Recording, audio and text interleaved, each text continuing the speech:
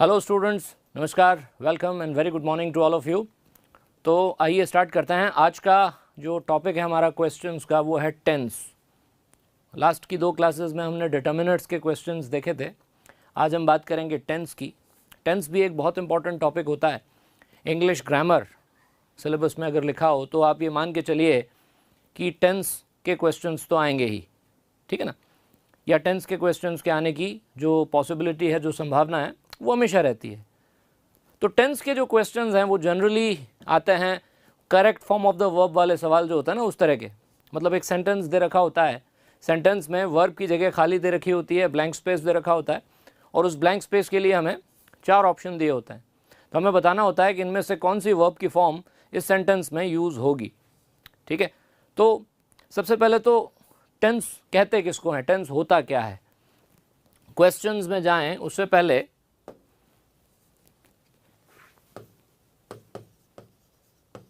Tense किसे कहते हैं।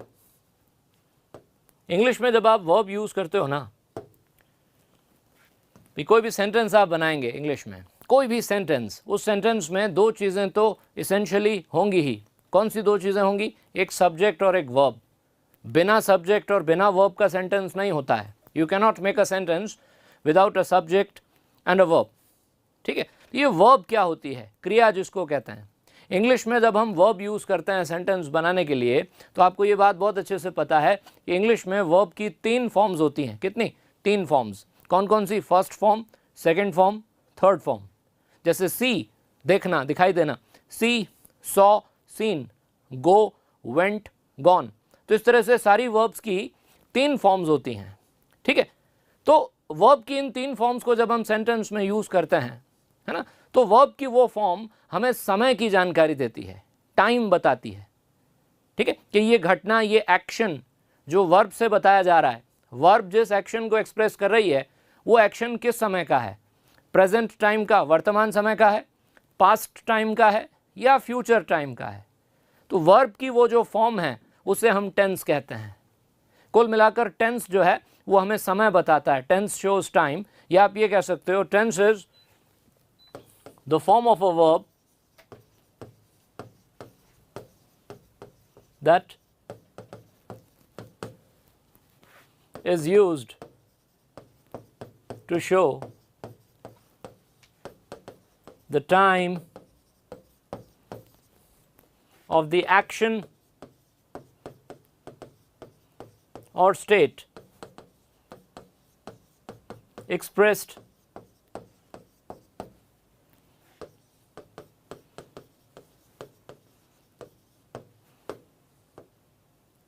by the verb। टेंस को अगर हम एक डेफिनेशन देने की कोशिश करें, टेंस की परिभाषा देने की कोशिश करें, तो ये टेंस की डेफिनेशन हो सकती है। अगर आपसे टेंस को डिफाइन करने को कोई कहे तो you can define tense in this way. आप इस तरह से टेंस को डिफाइन कर सकते हो। देखो क्या लिखा है। टेंस का मतलब वर्ब की वो फॉर्म जो हमें एक्शन का या स्टेट का टाइम बताए। भाई बेसिकली वर्ब का काम क्या होता है? सेंटेंस में जो वर्ब आप यूज़ करते हो, क्रिया जो आप यूज़ करते हो, वर्ब सेंटेंस में या तो एक्शन बताती है, एक्शन मतलब किसी काम का होना, किसी कार्य का होना, या फिर वो वर्ब जो है वो स्टेट बताती है। वर्ब सेंटेंस में या तो एक्शन बताएगी या फिर स्टेट। स्टेट का मतलब कोई अवस्था, कोई स्थिति, हाँ, कोई दशा, कि भाई हाँ ऐसा है, ठीक है। तो एक्शन और स्टेट बताने का काम करती है वर्ब। अब वो एक्शन और स्टेट किस टाइम का है, प्रेजेंट टाइम का है या पास्ट टाइम का, ये हमें कौन बताएगा? ये हमें बताएगा टेंस। टेंस का मतलब वर्ब की फॉर्म, वर्ब की वो फॉर्म जो आपको टाइम बताए उसे आप टेंस कहते हो, ठीक है ना। तो अब देखो टेंस यूं देखें तो 3 होते हैं, प्रेजेंट टेंस, पास्ट टेंस और future tense. Present tense, past tense और फ्यूचर टेंस, भूतकाल, वर्तमान काल और भविष्य काल, है ना। आगे हमने एक एक टेंस को 4-4 टाइप्स में डिवाइड किया होता है। प्रेजेंट टेंस 4 तरह का होता है, simple present, present continuous, present perfect, present perfect continuous. यही 4 टाइप्स पास्ट टेंस के होते हैं और यही 4 टाइप्स जो हैं फ्यूचर टेंस के भी होते हैं। तो इस तरह से कुल मिलाकर हमारे पास 12 टेंस हो जाते हैं। कितने? 12, ठीक है। तो अब सेंटेंस जो है वो कौन से टेंस का होगा,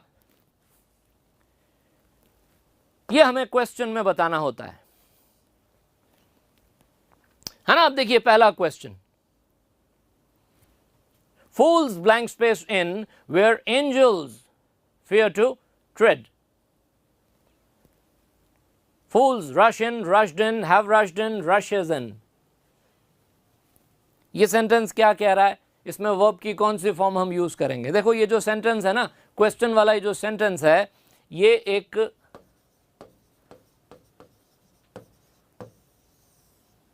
प्रोवर्ब है, कहावत है। प्रोवर्ब्स क्या होती हैं, कहावतें, है ना। इंग्लिश में बहुत सारी कहावतें हैं, बहुत सारे प्रोवर्ब्स हैं, हिंदी भाषा में भी बहुत सारी कहावतें बोली जाती हैं।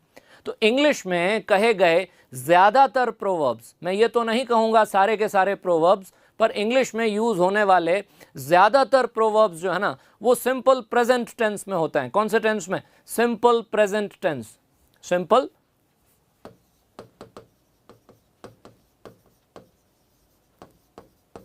सिंपल प्रेजेंट टेंस जो है इंग्लिश के प्रोवर्ब्स में यूज होने वाला, सबसे ज्यादा यूज होने वाला टेंस है ना। तो ये जो कहावत है, इसको अगर हम पूरा करें तो इसमें पहला वाला ऑप्शन आएगा, fools rush in where angels fear to trade.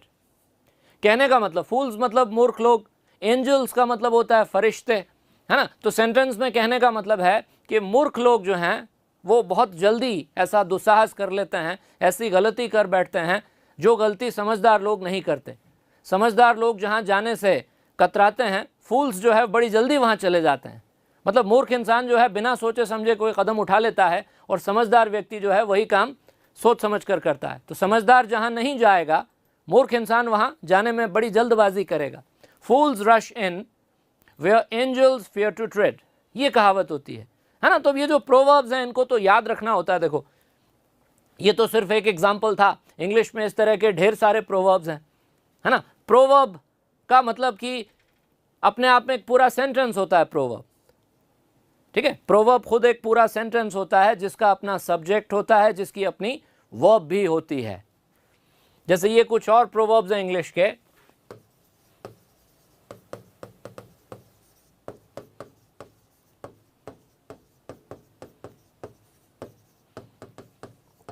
barking dogs seldom bite, कहते हैं ना जो गरजते हैं वो बरसते नहीं। तो इंग्लिश में इसकी जगह जो कहावत है, जो प्रोवर्ब है, वो ये है, barking dogs seldom bite।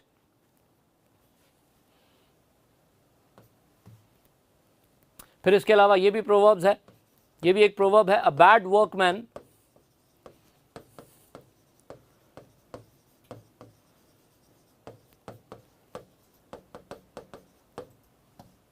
quarrels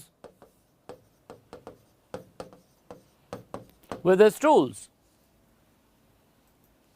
Priyanka Singh, कैसे पता चलेगा कि ये प्रोवर्ब है? भाई पता चलने के लिए तो आपको इंग्लिश लैंग्वेज जो है ना उसके साथ थोड़ी सी आपकी जान पहचान होनी चाहिए। आप इंग्लिश पढ़ते हो कि नहीं, या सिर्फ ग्रामर की किताबों में गाइड्स में इंग्लिश को देखते हो? आपको इंग्लिश पढ़ने की आदत भी होनी चाहिए। रीडिंग करते हो, इंग्लिश में अखबार पढ़ते हो, किताबें पढ़ते हो, है ना। तो आपने इंग्लिश के बहुत सारे प्रोवर्ब्स पढ़ रखे होंगे या सुन रखे होंगे। आप इंग्लिश यूज़ ही नहीं करते, है ना, तो आपको ये पता लगाने में बड़ी दिक्कत आएगी कि ये प्रोवर्ब है या नहीं। तो प्रोवर्ब तो जब सुन रखा होगा, हिंदी में भी जो कहावत हमने सुन रखी है उसको हमें पता होता है कि ये कहावत है। जो सुनी ही नहीं हमने कभी, हमें उसका ना तो मतलब आता है और ना ही हम उसको यूज़ कर पाते हैं, ठीक है। तो इसके लिए तो, क्योंकि इंग्लिश एक लैंग्वेज है ना, तो थोड़ा सा लैंग्वेज का अभ्यास, थोड़ी सी उस लैंग्वेज के साथ आपकी जो प्रैक्टिस है वो तो होनी ही चाहिए, ठीक है। तो bad workman quarrels with his tools, ये कहावत है। हिंदी में कहते हैं नाच न जाने आंगन टेढ़ा, है ना। तो ये जो कहावत है हिंदी की, नाच न जाने आंगन टेढ़ा, इसको इंग्लिश में ऐसे कहते हैं, bad workman quarrels with his tools. Workman का मतलब काम करने वाला, कारीगर, जो अपने औजारों से काम करता है। तो कोई ऐसा वर्कमैन जिसको खुद को काम ठीक से करना नहीं आता, ठीक है, वो अपना, अगर उसका काम बिगड़ जाए तो सारा दोष वो अपने औजारों के ऊपर डाल देता है कि मेरे टूल्स अच्छे नहीं थे, मेरे औजार अच्छे नहीं थे, इसलिए काम ठीक से नहीं हुआ। तो a bad workman quarrels with his tools. Quarrel का वैसे मतलब होता है झगड़ा करना, लड़ाई करना, लड़ना, ठीक है ना। चलिए, तो नेक्स्ट क्वेश्चन है, money blank space hands change, changes, shell change, have changed. Money blank space hands. देखिए, ये भी एक कहावत है, ये भी एक प्रोवर्ब है। कहते हैं money changes hands, money changes hands. हाँ, मनी चेंजेस हैंड्स का मतलब कि पैसा जो है ना, पैसा किसी एक इंसान के पास नहीं रहता हमेशा। आपको अगर पैसे मिलते हैं, आप अगर मनी अर्न करते हो, है ना, तो पैसे जब आपके पास आएंगे तो आप उसको खर्च करोगे। खर्च करोगे मतलब आप किसी और के हाथ में दोगे, वो बंदा आगे उसको खर्च करेगा, वो किसी और को देगा। तो पैसा जो है वो किसी एक इंसान के पास हमेशा नहीं रहता। पैसा जो है हाथ बदलता रहता है, यानी पैसा जो है हम उसको स्पेंड करते हैं, उसको अपने पास रखते नहीं हैं। पैसा एक व्यक्ति के पास हमेशा नहीं रहता। मनी चेंजेस हैंड्स, है ना। सिंपल प्रेजेंट टेंस में कहा गया, ये एक प्रोवर्ब है, मनी चेंजेस हैंड्स। अब सिंपल प्रेजेंट टेंस में एक बहुत इंपॉर्टेंट बात आपको पता होनी चाहिए कि जब हम सिंपल प्रेजेंट टेंस का सेंटेंस बनाते हैं ना, तो सेंटेंस का स्ट्रक्चर ये होता है। देखो, सब्जेक्ट के साथ वर्ब की फर्स्ट फॉर्म। वर्ब की 3 फॉर्म्स होती हैं, कौन कौन सी? फर्स्ट फॉर्म, सेकंड फॉर्म और थर्ड फॉर्म। तो सिंपल प्रेजेंट टेंस में सब्जेक्ट के साथ वर्ब की फर्स्ट फॉर्म का यूज करते हैं। जरूरत पड़ने पर वर्ब की फर्स्ट फॉर्म के साथ हम एस या ईएस पीछे लगाते हैं, एस या ईएस। और उसके बाद सेंटेंस में अगर ऑब्जेक्ट हो तो उस ऑब्जेक्ट को लिखते हैं, है ना। तो ये सिंपल प्रेजेंट टेंस का स्ट्रक्चर है, अफर्मेटिव सेंटेंस का। कौन से टेंस का? सिंपल प्रेजेंट टेंस का। अफर्मेटिव सेंटेंस अगर बनाओगे तो ये स्ट्रक्चर जो है आपको काम में लेना होगा, ठीक है ना। अब इसमें यह याद रखना होता है कि ये वर्ब की फर्स्ट फॉर्म के साथ हम एस या ईएस का यूज कब करते हैं। अफर्मेटिव सेंटेंस में वर्ब की फर्स्ट फॉर्म के साथ हम एस या ईएस का यूज कब करते हैं?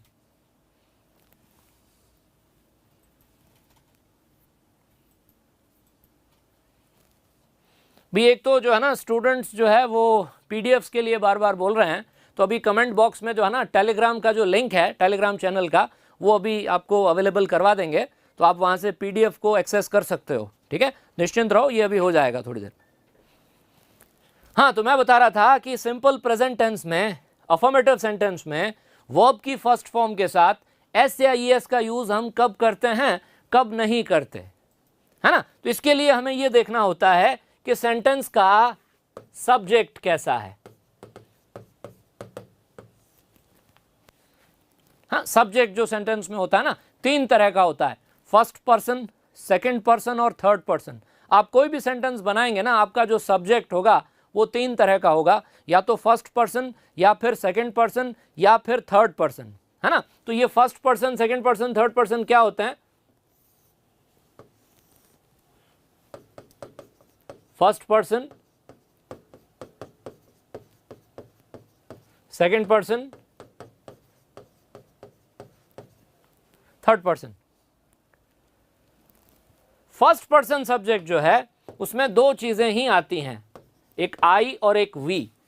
आई और वी, मैं और हम, ये 2 जो सब्जेक्ट हैं ये फर्स्ट पर्सन के सब्जेक्ट कहलाते हैं, ठीक है। सेकंड पर्सन का सब्जेक्ट है ना, एक ही होता है सिर्फ। सेकंड पर्सन सब्जेक्ट का अगर एग्जांपल देना हो तो उसका एक ही एग्जांपल है और वो है यू। यू, तुम या आप, यू सेकंड पर्सन सब्जेक्ट है। बाकी जितने भी सब्जेक्ट हैं वो सारे थर्ड पर्सन के होते हैं। तो थर्ड पर्सन में क्योंकि बहुत सारे सब्जेक्ट आ सकते हैं, इसलिए थर्ड पर्सन को हम 2 में बांट लेते हैं, 2 टाइप्स में, सिंगुलर और प्लूरल। एक होता है थर्ड पर्सन सिंगुलर, एक वचन जिसको कहते हैं, दूसरा होता है third person plural. Third person singular, third person plural, है ना। थर्ड पर्सन सिंगुलर में क्या क्या आता है?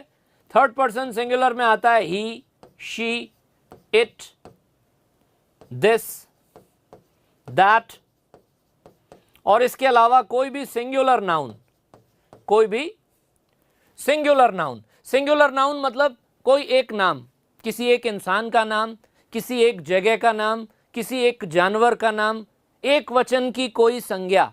सिंगुलर का कोई भी नाउन जो है वो थर्ड पर्सन सिंगुलर होता है। ठीक है ना, तो थर्ड पर्सन सिंगुलर में ये चीजें जो हैं आती हैं।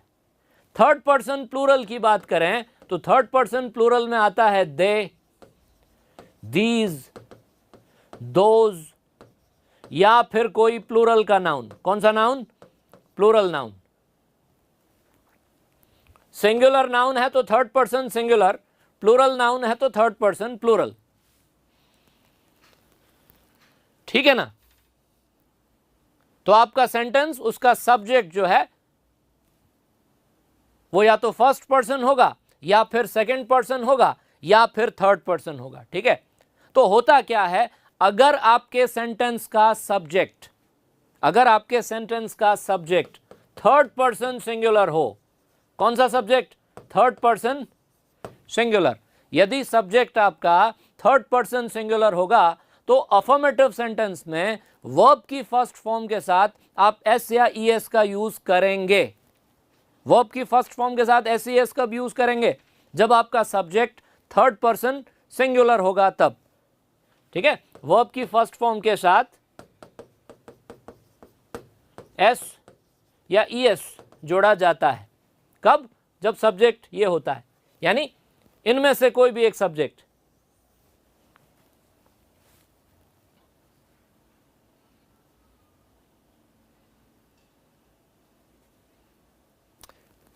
ठीक है ना, जैसे फॉर एग्जाम्पल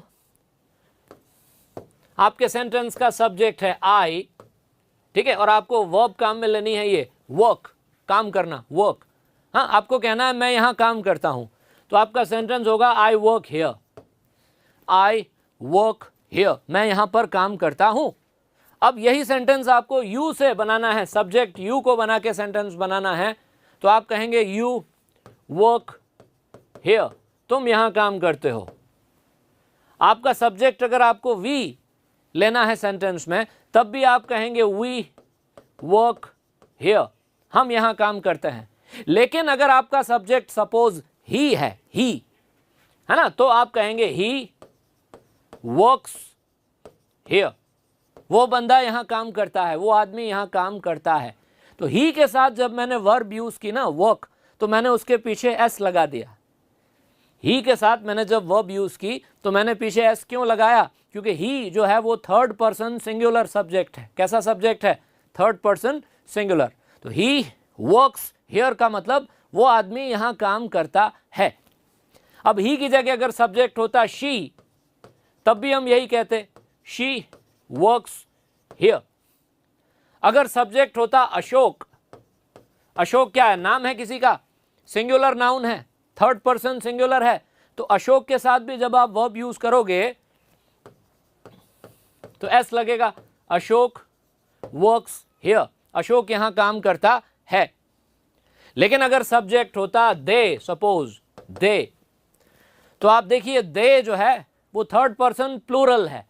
थर्ड पर्सन तो है लेकिन प्लूरल है ना, तो दे के साथ फिर जब आप वर्ब यूज करोगे तो एस नहीं लगाओगे।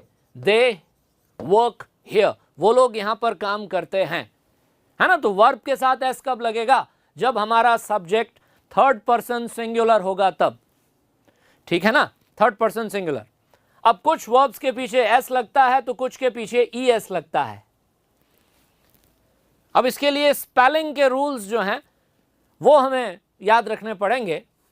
जैसे वर्क है ना, तो वर्क के पीछे तो मैंने एस लगा दिया सिर्फ, लेकिन कुछ वर्ब्स ऐसी होती हैं इंग्लिश में जिनकी स्पेलिंग ओ से, सी एच से, एस एस से, एक्स से या एस एच से एंड होती है। ऐसी कुछ वर्ब्स हैं इंग्लिश में जिनकी स्पेलिंग या तो ओ से खत्म होती है, एंड होती है, या एस एच से एंड होती है, या एक्स से एंड होती है, या एंड में डबल एस आता है। तो ऐसी वर्ब्स जो है ना उनके पीछे फिर ई एस लगाते हैं, एस नहीं। जैसे मान लो ये वर्ब है गो, है ना, तो गो की स्पेलिंग ओ से एंड होती है ना, तो पीछे ई एस लगेगा, गोज। हाँ, चेंज, टीच, सॉरी, टीच की स्पेलिंग CH से एंड होती है ना, तो CH से एंड होती है तो इसके पीछे S नहीं ES लगेगा, टीचेस। इसी तरह से ये वर्ब है टैक्स। टैक्स को वर्ब की तरह यूज करें तो टैक्स का मतलब होता है किसी के ऊपर कर लगाना। टैक्स को एज अ नाउन यूज करोगे तो टैक्स का मतलब होगा कर। टैक्स को वर्ब की तरह यूज करोगे तो टैक्स का मतलब किसी के ऊपर टैक्स लगाना, किसी के ऊपर कर लगाना, है ना। तो टैक्स की स्पेलिंग एक्स से एंड हो रही है तो ES आएगा, टैक्सेस। विशेस, ठीक है, पासेस, तो S लगेगा या ES, ये कौन तय करेगा? ये तय करेगी वर्ब की स्पेलिंग, कि आपकी जो वर्ब है उसकी स्पेलिंग एंड कैसे हो रही है, ठीक है ना। तो अब ये जो सेंटेंस था ना हमारा, ये वाला, ये है तो एक प्रोवर्ब, लेकिन अब इसमें जो नाउन है ना मनी थर्ड पर्सन सिंगुलर है। मनी कैसा नाउन है? थर्ड पर्सन सिंगुलर सब्जेक्ट है। तो मनी के साथ जो वर्ब यूज करोगे पीछे S लगेगा। Money changes hands, money changes hands. एक कुछ लोगों को ये कंफ्यूजन होता है, मैंने देखा है अक्सर स्टूडेंट्स को, S को देखकर स्टूडेंट कंफ्यूज होता है। तो एक बात बता दूं आपको, नाउन के पीछे अगर S लगाओगे, किसके पीछे? नाउन के पीछे। जैसे बुक एक नाउन है तो बुक के पीछे S लगा दोगे, बुक्स। नाउन S लगने से प्लूरल में बदल जाता है। नाउन के पीछे अगर S लगा दोगे तो वो नाउन प्लूरल का नाउन हो जाएगा। लेकिन अगर वर्ब के पीछे S लगाओगे तो वो वर्ब सिंगुलर की वर्ब कहलाएगी, प्लूरल की नहीं। S लगाने से वर्ब का प्लूरल नहीं बनता है, नाउन का प्लूरल बनता है। S वाला नाउन प्लूरल होता है, लेकिन S वाली वर्ब जो होती है वो सिंगुलर की वर्ब होती है। इसको याद रखना, ध्यान रखना अच्छे से इसका। हाँ, मनी अनकाउंटेबल नाउन है आरती, और अनकाउंटेबल नाउन सिंगुलर ही होते हैं। चलिए next question. Iron blank space when we heat it. Iron blank space when we heat it. Iron मतलब लोहा। सेंटेंस कह रहा है कि लोहे को जब हम गर्म करते हैं ना तो वो फैलता है। गर्म होने से लोहा फैलता है। ये एक साइंटिफिक फैक्ट है। हाँ, तो सिंपल प्रेजेंट टेंस का अगर हम यूज करते हैं, सिंपल प्रेजेंट टेंस के अलग अलग यूज होते हैं। कहां कहां सिंपल प्रेजेंट टेंस काम में लिया जाता है?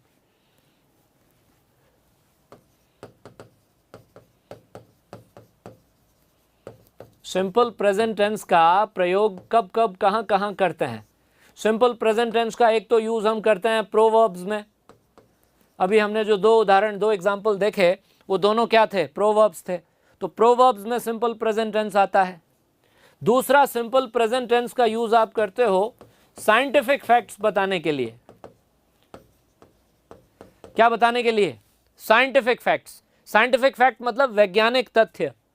साइंटिफिक फैक्ट मतलब एक ऐसा फैक्ट जो साइंस ने आपके सामने रखा, जो साइंस ने आपको बताया, है ना, उसको साइंटिफिक फैक्ट कहते हैं।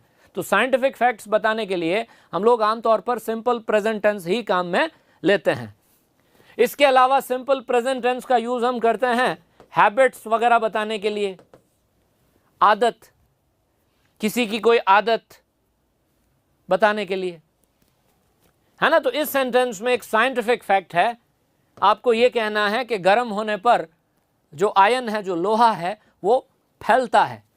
हाँ, फैलना इंग्लिश में वर्ब है ये, एक्सपैंड, EXPAND, एक्सपैंड, फैलना, है ना। तो अब देखो आयन कैसा सब्जेक्ट है? Third person singular. आयन तो एक सिंगुलर नाउन है ना। तो आयन के साथ जब आप वर्ब यूज करोगे तो उसके पीछे S लगना चाहिए, एक्सपैंड्स। तो ऑप्शन C आएगा इसमें, iron expands when we heat it. Iron expands when we heat it. जब हम उसे गर्म करते हैं तब लोहा फैलता है।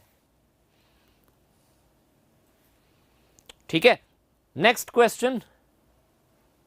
It seldom blank space here in December. Seldom, देखो इस सेंटेंस में एक वर्ड यूज हुआ है सेल्डम। सेल्डम बेसिकली एक एडवर्ब है। सेल्डम क्या है? Seldom is an adverb. Seldom का मतलब क्या होता है? सेल्डम का मतलब होता है कभी कभार ही, बहुत कम। अगर आपका कोई काम, अगर आपका कोई कार्य बहुत कम फ्रीक्वेंसी के साथ होता है, कभी कभार ही होता है, नहीं के बराबर होता है ना, तो उसके लिए आप सेल्डम यूज करते हो कि ऐसा तो कभी कभार ही होता है, आमतौर पर ऐसा नहीं होता है ना, तो उसके लिए आप सेल्डम को सेंटेंस में एडवर्ब की तरह यूज करते हैं। तो ये सेल्डम जैसे जो एडवर्ब्स हैं, सेल्डम, हार्डली, रेयरली, ठीक है, समटाइम्स, ऑफन, जनरली, ऑलवेज,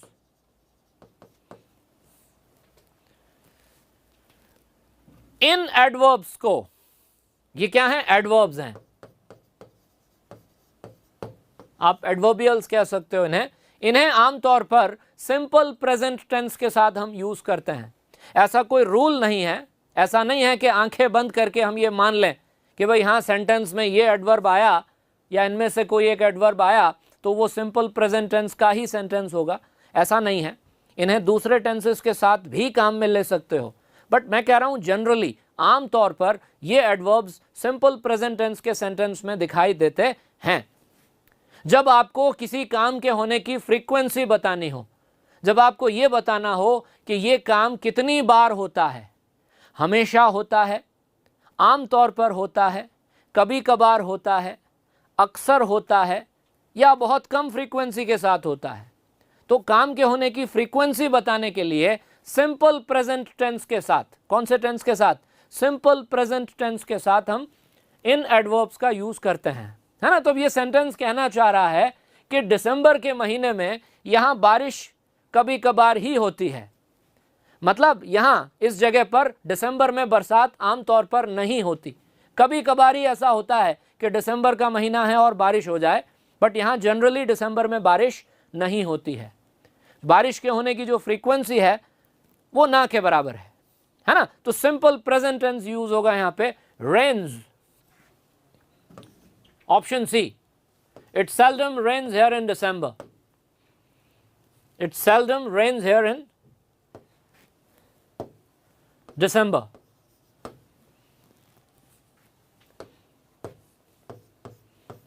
और ये जो एडवर्ब्स हैं ये क्या कहलाते हैं? Adverbs of frequency. क्या कहते हैं इनको? Adverbs of frequency.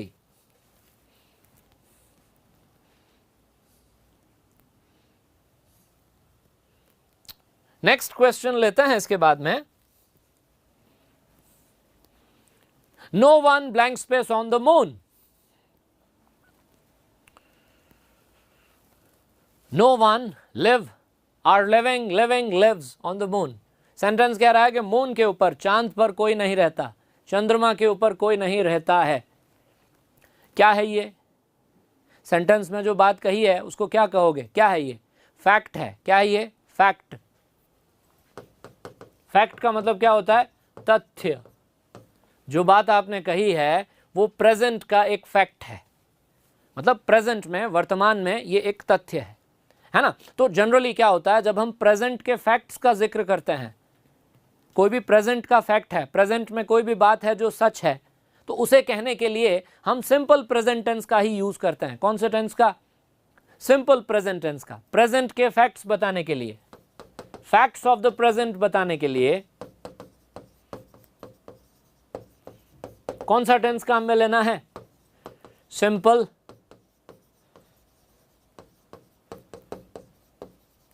Present tense use करना है ना। तो आपको यह कहना है कि मून के ऊपर कोई नहीं रहता है, तो no one lives on the moon. No one lives on the moon, option D है ना। एस वाली वर्ब क्यों यूज की मैंने? क्योंकि ये जो सब्जेक्ट है ना, नो वन, ये थर्ड पर्सन सिंगुलर है। थर्ड पर्सन सिंगुलर जो होता है उसमें ये चीजें भी आप ऐड कर सकते हो। No one, someone, anyone, everyone, nobody, somebody, anybody,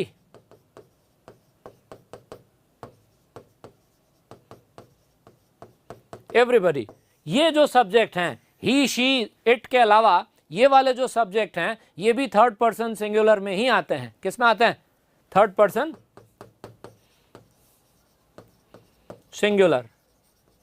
तो अगर आप इनमें से किसी सब्जेक्ट का यूज सिंपल प्रेजेंट टेंस में करते हो, है ना, तो वर्ब की फर्स्ट फॉर्म जो आएगी उसके साथ एस या ई एस लगेगा. तो इसलिए सेंटेंस होगा no one lives on the moon. Lives singular वाली वर्ब यूज करेंगे.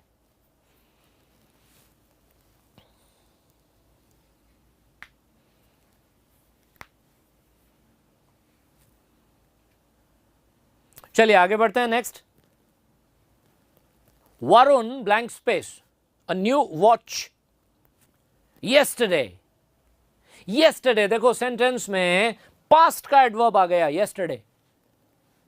ये जो होता है ना एडवर्ब्स जो होते हैं, एडवर्ब्स या एडवर्बियल्स जो होते हैं, इनको लेकर के हम कोई डेफिनेट रूल नहीं बना सकते. जैसे कई स्टूडेंट्स क्या करते हैं ना, इस तरीके से टेंस को चार्ट बना के और ऐसे चीज़ों को रटने की कोशिश करते हैं, याद करने की. येस्टरडे आ गया तो ये टेंस होगा, ऑलवेज आ गया तो ये टेंस होगा, है ना. तो ऐसा नहीं करना चाहिए.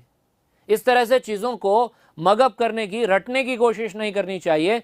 कॉन्सेप्ट बनाने की कोशिश करो आप. तो ये जो एडवर्बियल होते हैं ये आंसर तक पहुंचने में हमारी मदद ज़रूर करते हैं, लेकिन हम फिर ये नहीं कर सकते कि कोई कॉन्सेप्ट जो है उसको तो देखें ही नहीं और एडवर्बियल की मदद से नियम बना के और चीज़ों को याद कर लें. ये एक अच्छी प्रैक्टिस नहीं है. एडवर्बियल की मदद से सिर्फ टेंस को पहचानना एक अच्छी आदत नहीं होती, क्योंकि इसमें ज़्यादातर जो लोग हैं वो गलती करके आते हैं, फिर क्वेश्चन में गलत आंसर दे के आते हैं, है ना. तो देखो यहां पे मैं एक बात बता दूं कि पास्ट, येस्टरडे मतलब पास्ट का टाइम, कल की बात हो रही है, बीता हुआ कल, बीते हुए कल की बात हो रही है, आने वाले कल की बात नहीं हो रही, अभी की बात नहीं हो रही. ठीक है. तो ये yesterday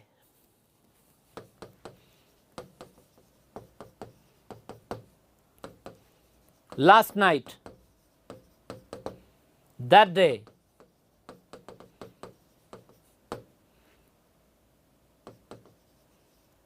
two months ago,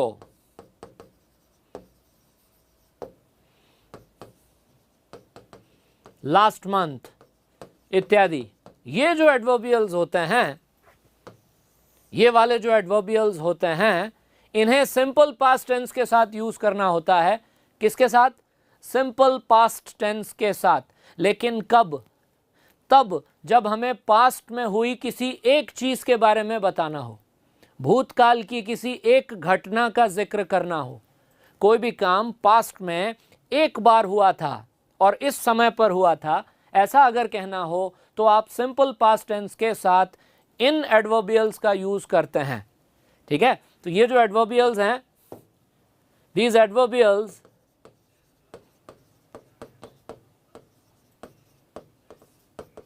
are used with the simple past tense, simple past tense to talk about something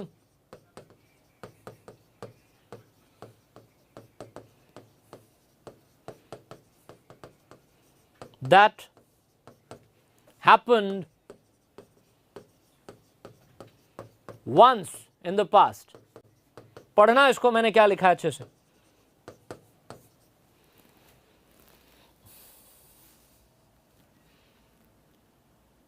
दस सेकेंड लगाओ, पढ़ो इसको, क्या लिखा है. These adverbials are used with the simple past tense to talk about something that happened once in the past. ये लिखा है मैंने कि सिंपल पास्ट टेंस के साथ इन एडवर्बियल्स का यूज हम करते हैं तब जब हमें पास्ट में हुई किसी एक घटना, किसी एक एक्शन के बारे में बात करनी हो,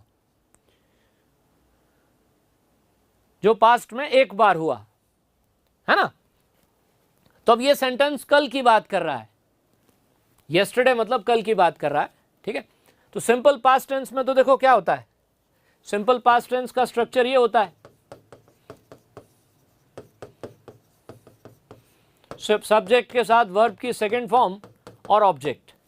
अफर्मेटिव सेंटेंस बनाओगे ना सिंपल पास्ट टेंस का, तो सब्जेक्ट के साथ वर्ब की सेकंड फॉर्म और फिर ऑब्जेक्ट आएगा।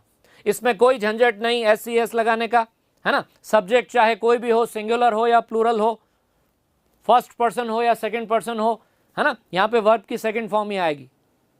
सिंपल प्रेजेंट टेंस में तो बड़ा ध्यान रखना पड़ता था कि वर्ब के पीछे एस लगाना है, ईएस लगाना है। सिंपल पास्ट टेंस में ऐसा कुछ भी नहीं है, वर्ब की सेकंड फॉर्म ही आएगी, चाहे सब्जेक्ट सिंगुलर हो या प्लूरल। ठीक है, तब ये सेंटेंस कह रहा है कि वरुण ने कल एक नई वॉच खरीदी। वरुण नाम के बंदे ने कल एक नई वॉच खरीदी, कल की घटना है। हाँ, खरीदना, बाय की सेकंड फॉर्म क्या होती है? बॉट। बाय की second form bought. Varun bought a new watch yesterday. Option A जो है ये इसका राइट आंसर है। ऑप्शन बी पास्ट परफेक्ट है, पास्ट परफेक्ट नहीं होगा। ठीक है, buys first form simple present है, ये भी नहीं होगा। ऑप्शन ए इसका आंसर होगा। नेक्स्ट क्वेश्चन को देखो। Akbar blank space the Agra fort. Agra का जो फोर्ट है वो अकबर ने बनवाया था या अकबर ने बनाया था। अकबर ने क्या किया था? अकबर तो फिर एक ऐतिहासिक फिगर हो गया ना। तो ये जो सेंटेंस है Akbar blank space the Agra fort, ये सेंटेंस आपको हिस्टोरिकल फैक्ट बता रहा है। क्या बता रहा है ये सेंटेंस? हिस्टोरिकल फैक्ट, जिसको हिंदी में कहते हैं ऐतिहासिक तथ्य, है ना। तो देखो, अगर आपको अपने सेंटेंस में इतिहास की कोई घटना, हिस्ट्री का कोई इंसिडेंट या कोई ऐतिहासिक तथ्य, हिस्टोरिकल फैक्ट बताना हो, तो उसके लिए भी आपको सिंपल पास्ट टेंस यूज करना चाहिए। हिस्टोरिकल फैक्ट बताने के लिए कौन सा टेंस यूज करते हैं? Simple past tense. तो इस सेंटेंस में हिस्टोरिकल फैक्ट है, तो देख लो इन चार में से सिंपल पास्ट वाला ऑप्शन कौन सा है।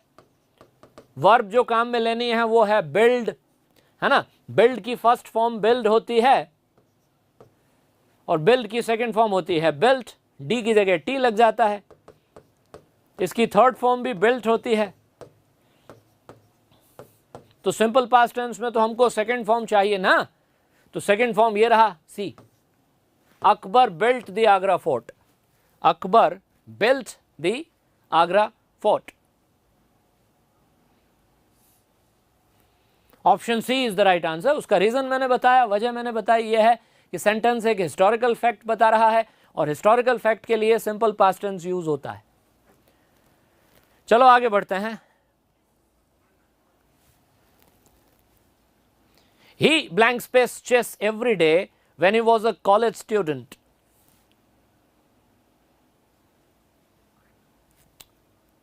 Every day, रोजाना। ये जो स्टूडेंट्स जो है ना, जिनकी आदत बन गई है सेंटेंस में एडवर्बियल देखकर आंसर तक पहुंचने की, उनके लिए खास तौर पर ये कि सिर्फ एडवर्बियल को देखकर आप बताते हो कि कौन सा टेंस है ना। तो इसको मतलब ठीक तरीके से करो, कॉन्सेप्ट के साथ थोड़ा जाने की कोशिश करो। एवरीडे जो है ना, ये भी फ्रीक्वेंसी बताने वाला एडवर्बियल है। क्या बताता है ये? फ्रीक्वेंसी। फ्रीक्वेंसी का मतलब आपकी वो काम के होने की वो बारंबारता। कोई भी काम बार बार होता है, रोजाना होता है। जैसे आप ये कहते हो भाई मैं ये काम रोज करता हूं, तो आप कहोगे I do it every day, है ना। वो रोज हमसे मिलने आते हैं, तो they come to meet us every day. हम लोग रोज वहां जाते हैं, तो we go there every day. Every day का मतलब कोई भी काम जो है रोजाना होता है। काम के होने की फ्रीक्वेंसी ये है कि वो काम रोज होता है ना। तो एवरी डे जो है ना, वो टाइम बताने वाला एडवर्बियल नहीं है। टुडे और एवरी डे में क्या अंतर है? एक सीधा सा सवाल है। एक एडवर्ब है टुडे और एक है एवरी डे, दोनों में क्या डिफरेंस है? टुडे समय बताता है। टुडे से पता चलता है कि प्रेजेंट की बात हो रही है, पास्ट की नहीं, फ्यूचर की नहीं।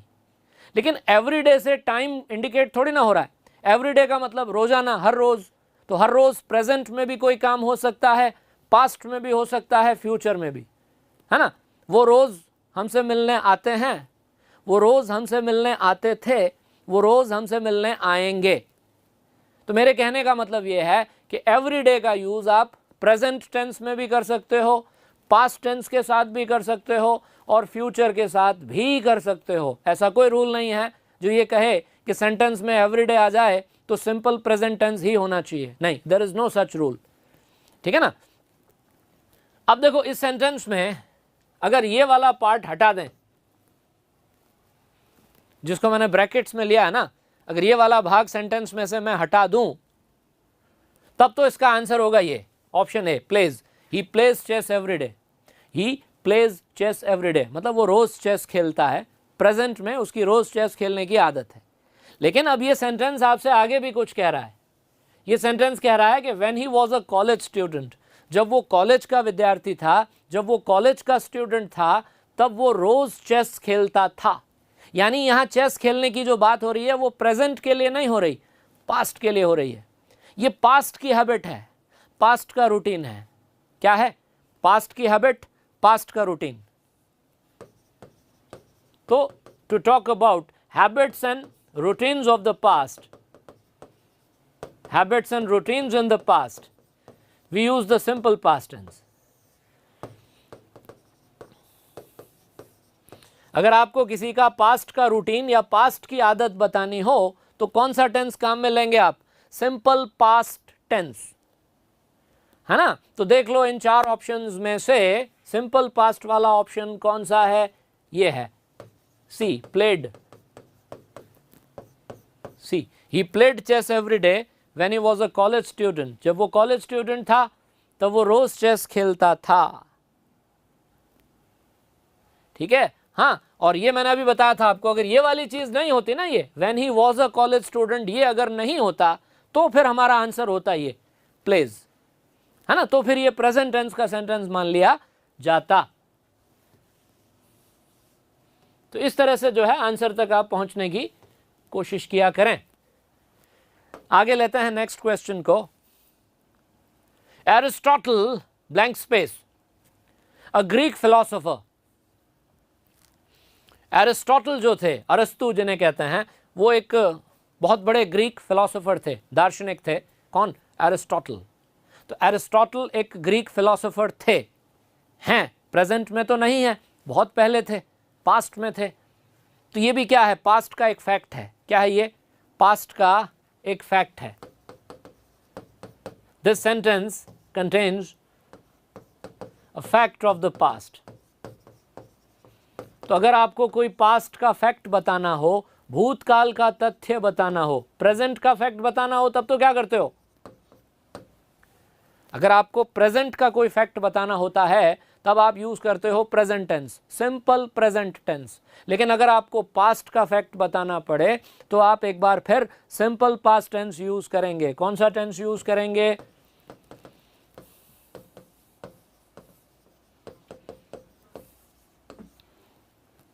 Simple past tense. ठीक है ना। और सिंपल पास्ट टेंस का एक स्ट्रक्चर ये भी होता है,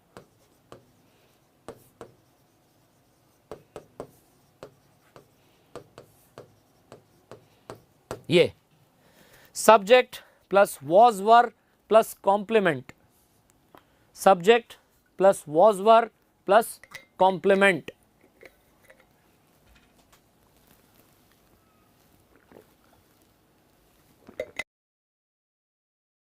और वर, वॉज और वर को अगर आप अपने सेंटेंस में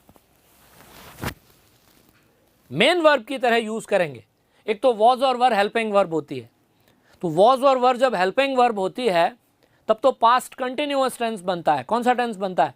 पास्ट कंटिन्यूअस टेंस। लेकिन वॉज और वर को जब मेन वर्ब की तरह यूज करेंगे तो कौन सा टेंस होगा? सिंपल पास्ट टेंस, है ना। और ये याद रखने की बात है कि अगर वॉज और वर को मेन वर्ब की तरह यूज करोगे तो उसके बाद में जो भी नाउन, वर्ड, फ्रेज जो भी आएगा वो कॉम्प्लीमेंट कहलाएगा, ऑब्जेक्ट नहीं। क्या कहलाएगा? कॉम्प्लीमेंट। ठीक है ना। जैसे ये Gandhi ji was a great man, Mahatma Gandhi, Gandhi ji was a great man, ये सिंपल पास्ट टेंस है।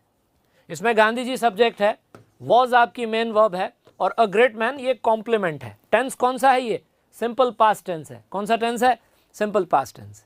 तो जिस तरह से ये सेंटेंस है उसी तरह से ये भी सेंटेंस है। एरिस्टोटल एक ग्रीक फिलोसोफर थे। Aristotle was a Greek philosopher. Option B.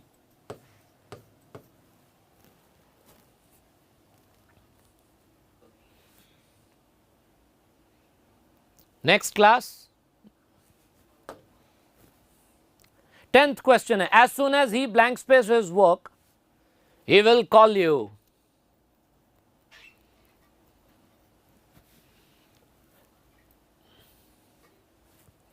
As soon as he blank space his work he will call you. Verb जो यूज करने को दी है वो है फिनिश। मतलब सेंटेंस में वो ये कहना चाह रहा है कि जैसे ही वो अपना काम फिनिश करेगा वो तुम्हें कॉल करेगा। अभी वो अपना काम कर रहा है, अभी वो तुमको कॉल नहीं करेगा, लेकिन जो ही उसने अपना काम फिनिश कर लिया वो तुमको कॉल करेगा। तो ये जो है ना सेंटेंस, इस सेंटेंस की विशेषता ये है कि सेंटेंस में दो क्लॉज हैं। इस सेंटेंस में क्या है? सेंटेंस तो ये एक है लेकिन इसके अंदर दो क्लॉजेज हैं। क्लॉज किसको कहते हैं? क्लॉज, क्लॉज को हिंदी में कहते हैं आप उपवाक्य, और सेंटेंस जो है वो होता है वाक्य। एक सेंटेंस के अंदर अगर दो छोटे सेंटेंस नजर आए, अगर आपको लगे कि ये एक सेंटेंस जो है ये दो सेंटेंसेस को जोड़ के बनाया गया है ना, तो वो जो दो सेंटेंस हैं वो कहलाएंगे क्लॉज। क्या कहलाएंगे? क्लॉज, है ना। तो इस सेंटेंस में एक तो ये क्लॉज है, कौन सा? As soon as he dash his work. दूसरा ही विल कॉल यू। इस सेंटेंस को मैं यहां लिखूंगा एक बार अलग से। As soon as he blank space his work, comma he will call you, है ना। तो ऐसे सेंटेंस में ये वाला जो क्लॉज होता है ही विल कॉल यू, इसे ग्रामर की भाषा में मेन क्लॉज कहते हैं। क्या कहते हैं इसको? Main clause, main clause. और ये वाला जो क्लॉज है एज सुन एज वाला, इसे हम कहेंगे टाइम क्लॉज। क्या कहेंगे इसको? Time clause. एक मेन क्लॉज है और एक टाइम क्लॉज है। टाइम क्लॉज का मतलब एक ऐसा क्लॉज, टाइम क्लॉज मतलब एक ऐसा क्लॉज जो सेंटेंस में टाइम बताए, टाइम की जानकारी दे, समय की जानकारी जो क्लॉज देता है वो टाइम क्लॉज कहलाता है। तो ये क्लॉज टाइम बता रहा है ना कि वो तुम्हें कब कॉल करेगा। वो तुम्हें कॉल तब करेगा जब वो अपना काम फिनिश कर लेगा। जैसे ही उसने अपना काम फिनिश कर लिया वो तुमको कॉल करेगा। एज सुन एज मीन्स ज्यों ही, जैसे ही, है ना। तो क्या होता है कि मेन क्लॉज में अगर फ्यूचर टेंस हो, जो मेन क्लॉज है ना, मेन क्लॉज में अगर वर्ब फ्यूचर टेंस में दे रखी हो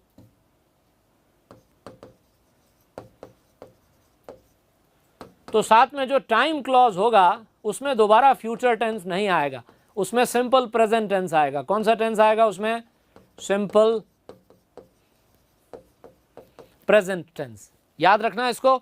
मेन क्लॉज में अगर फ्यूचर टेंस है तो टाइम क्लॉज में प्रेजेंट टेंस। तो देखो मेन क्लॉज में फ्यूचर की वर्ब है ना विल कॉल यू, तो टाइम क्लॉज में आपको फिनिशेस यूज करना होगा।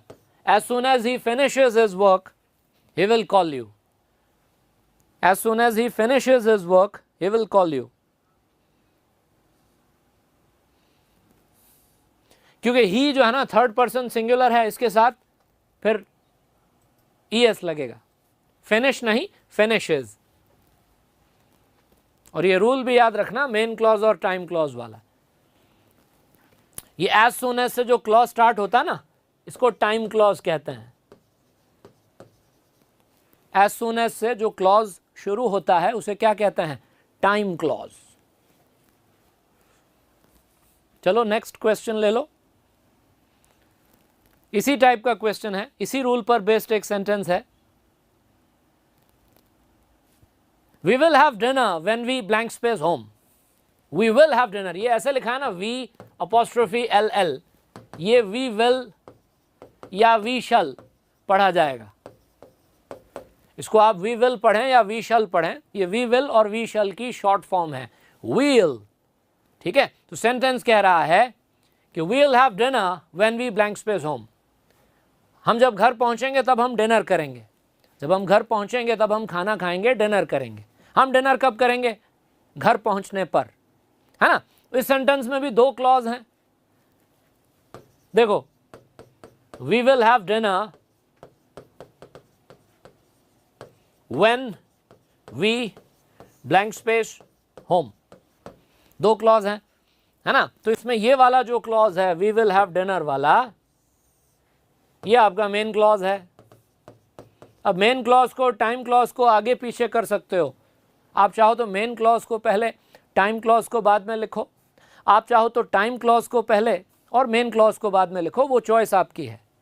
ये मेन क्लॉज है और ये टाइम क्लॉज है।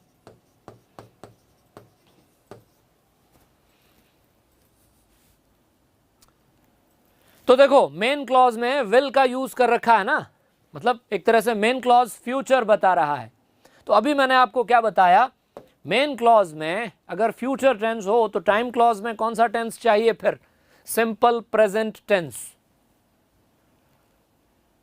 हाँ, अनिल प्रिंसिपल क्लॉज भी कह सकते हैं। अनिल कह रहे हैं कि मेन क्लॉज को प्रिंसिपल क्लॉज भी कह सकते हैं ना। तो हाँ, मेन क्लॉज को प्रिंसिपल क्लॉज भी कहा जाता है। सही है एकदम, ठीक है। अच्छा, गेट, इस सेंटेंस में जो वर्ब काम में लेनी है गेट। अब गेट का मतलब, गेट के कई मतलब होते हैं, गेट के कई यूज होते हैं। गेट का एक मतलब होता है प्राप्त करना। इफ यू गेट समथिंग, आप उस चीज को पा लेते हो, प्राप्त कर लेते हो। गेट का एक मतलब पहुंचने से भी होता है। क्या होता है? गेट का एक मतलब होता है कहीं पहुंचना, टू रीच। तो इस सेंटेंस में गेट का मतलब पहुंचने से है कि जब हम घर पहुंचेंगे तब खाना खाएंगे। तो मेन क्लॉज में फ्यूचर टेंस है, तो टाइम क्लॉज में प्रेजेंट टेंस आएगा, यानी ऑप्शन डी आएगा। We will have dinner when we get home. We will have dinner when we get home. When we get home we will have dinner. तो 11th का answer हो गया D. Next sentence है, many common medicines blank space bitter. Bitter माने कड़वा। Common medicines का मतलब, common medicines मतलब ऐसी दवाइयां जो आमतौर पर बिकती हैं, आमतौर पर जिन दवाइयों को जो लोग लेते हैं वो कॉमन मेडिसिन्स कहलाती हैं। तो बहुत सारी कॉमन मेडिसिन्स स्वाद में कड़वी होती हैं। दवाई मीठी हो ऐसा बहुत कम होता है, ज़्यादातर दवाई टेस्ट में तो बेटर होती है, कड़वी होती है। तो सेंटेंस में एक फैक्ट बताया गया है। क्या बताया गया है? फैक्ट, कि बहुत सारी कॉमन मेडिसिन्स जो हैं टेस्ट में बेटर होती हैं, कड़वी होती हैं। फैक्ट है, प्रेजेंट का फैक्ट है, कड़वी होती हैं यानी प्रेजेंट में। तो इसको सिंपल प्रेजेंट टेंस में कहना चाहिए। कौन से टेंस में? सिंपल प्रेजेंट टेंस में, टेस्ट।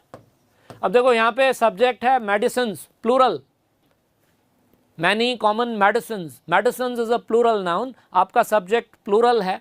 तो सब्जेक्ट अगर थर्ड पर्सन प्लूरल हो तो वर्ब की फर्स्ट फॉर्म के साथ एस नहीं लगाते। तो सेंटेंस होगा many common medicines test bitter. क्या बता रहा है ये सेंटेंस? फैक्ट बता रहा है ना। फैक्ट, ऐसा फैक्ट जो प्रेजेंट में भी फैक्ट है, पास्ट का फैक्ट नहीं है, ये फैक्ट है, ये अभी वर्तमान में, प्रेजेंट में भी। तो ऐसे फैक्ट के लिए कौन सा टेंस यूज करना होता है? Simple present tense, option A, taste. बस इसमें है ना, डिटर्मिनर्स में और टेंस में आपने सिंगुलर प्लूरल का ध्यान रख लिया, है ना, first person, second person, third person का ध्यान रख लिया तो आपको ज़्यादा दिक्कत नहीं आएगी। क्वेश्चन ऐसे आते हैं कि ज़्यादातर गलतियां जो होती हैं वो ओवर कॉन्फिडेंस की वजह से, ध्यान ना देने की वजह से या जल्दबाजी के कारण होती हैं। लैक ऑफ नॉलेज की वजह से गलतियां कम ही होती हैं।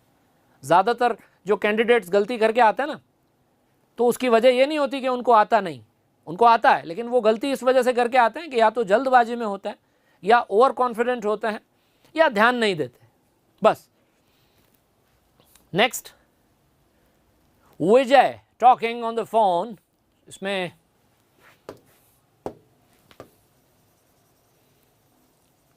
दिस इज अ टाइपो, इसको मैं हटा रहा हूं। Vijay blank space on the phone at the moment.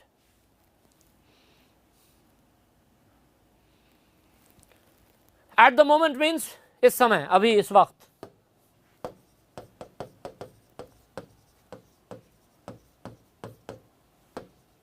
At the moment, at this time, right now. ये तीन एडवर्बियल्स हैं, इन तीनों का मतलब होता है इस समय, अभी, इस वक्त। आमतौर पर इन तीनों एडवर्बियल्स का यूज हम तब करते हैं जब हमें यह कहना हो कि कोई काम अभी इस वक्त हो रहा है, कोई काम अभी इस वक्त जारी है। ये बताने के लिए हम जनरली इन एडवर्बियल्स का यूज करते हैं, eight the moment, right now, eight this time, है ना। फिर आप ऑप्शंस को देख लो। सेंटेंस कह रहा है कि इस वक्त विजय क्या कर रहा है? इस वक्त विजय किसी से फोन पे बात कर रहा है। विजय इस समय फोन पर बात कर रहा है। और प्रेजेंट कंटिन्यूअस वाली वर्ब ऑप्शन में भी दे रखी है, तो फिर यही ली जाएगी। हम कहेंगे Vijay is talking on the phone at the moment. Vijay is talking on the phone at the moment. इस वक्त विजय फोन पर बात कर रहा है। ठीक है, तो ये थे हमारे आज के क्वेश्चंस। कल हम टेंस के टॉपिक से रिलेटेड और क्वेश्चंस देखेंगे। कल का भी टॉपिक हमारा यही रहेगा, टेंस। तो कल सेम टाइम पर फिर मिलते हैं। Thank you very much and have a nice day.